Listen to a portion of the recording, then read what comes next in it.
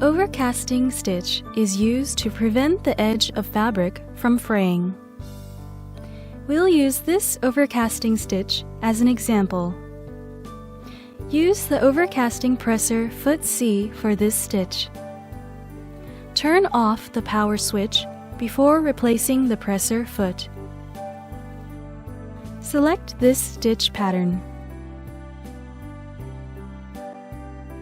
Push the fabric towards the guide and sew.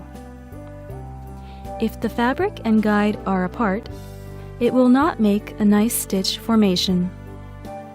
Make sure to guide the fabric along the guide and sew slowly.